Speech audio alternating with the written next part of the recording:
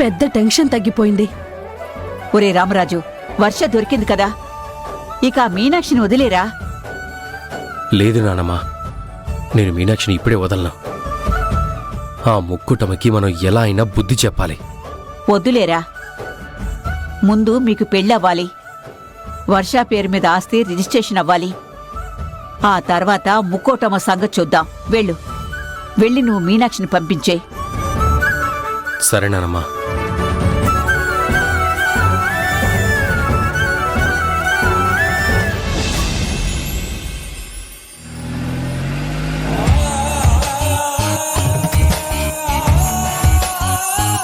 భగవంతుడా, నాకు వర్ష ఇల్లు ఎక్కడో తెలీదు. తన తల్లిదండ్రులు నన్ను గుర్తుపట్టరు. దొరబాబుని తప్పించుకుని ఇల్లు వెతకలేను, వాళ్ళని కన్విన్స్ చేయలేను. ఈ కష్టం నుంచి నువ్వే నన్ను కట్టెక్కించాలి.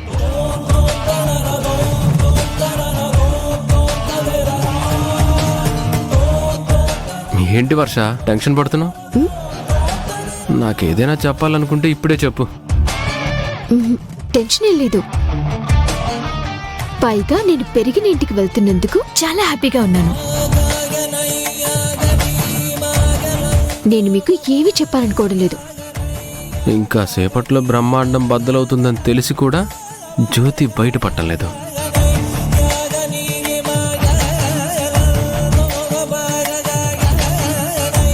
ఇదే అశోక్ నగర్. ఆ వర్ష ఇంటికి ఎటెళ్ళాలి?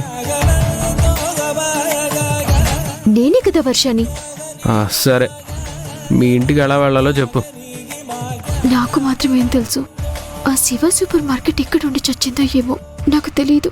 ఎవరిని అడగలేను. ఎటు వెళ్ళాలంటే ఏం ఆలోచిస్తున్నావు వర్ష? స్ట్రైట్ గా పోనీ, చెప్తాను. పోనీ ఎవరినైనా అడుగుదామా? మా ఇంటికి ఎటు వెళ్ళాలని వేరే వాళ్ళని అడుగుతారా?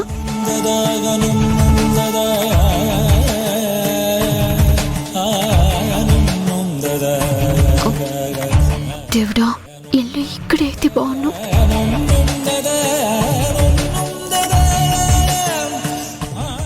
ఆపండి.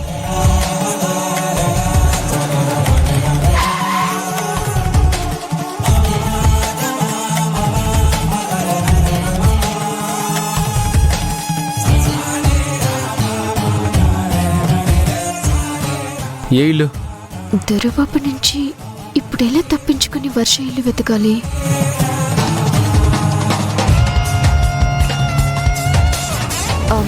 రాజు గారు, మీది హైదరాబాదే కదా?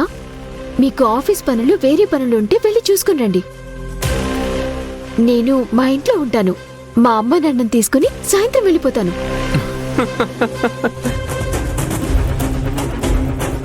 ఎందుకు నవ్వుతున్నారు?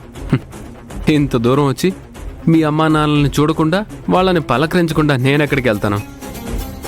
అదీ కాక వాళ్ళు ప్రేమగా నిన్ను వర్ష అని పిలిస్తే చూడాలని వెయిట్ చేస్తున్నాను. నేను వర్షనే కదా, వర్షాన్ని పిలవకుండా ఇంకేమని పిలుస్తారు?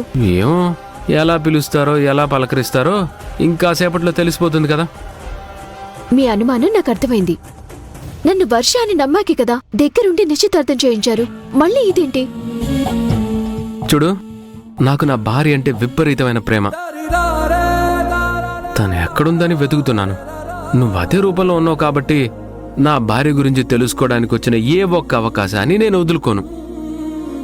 ఆ తల్లిదండ్రులు నువ్వే వర్ష అని కన్ఫర్మ్ చేశారే అనుకో, నేనే మా అమ్మకి ఫోన్ చేసి, అమ్మా, నేను అనుకున్నట్టు తను జ్యోతి కాదు, నీ అనుమానం కూడా తప్పు, తను వర్షనే అని చెప్తాను. ఆ క్షణం ఇప్పుడొచ్చింది. నేనెక్కడికి వెళ్ళను, నీతో పాటే ఉంటాను. మీ ఇంటికి వెళ్దామా? ఇది ఇక్కడి గొడవరా స్వామి? పదండి. ఎటు వెళ్ళాలి? ఆ సందులోకి. అక్కడ పార్కింగ్ ఇబ్బంది, అందుకే కారు ఇక్కడే ఆపమన్నాను. అర్థమైంది. పదండి.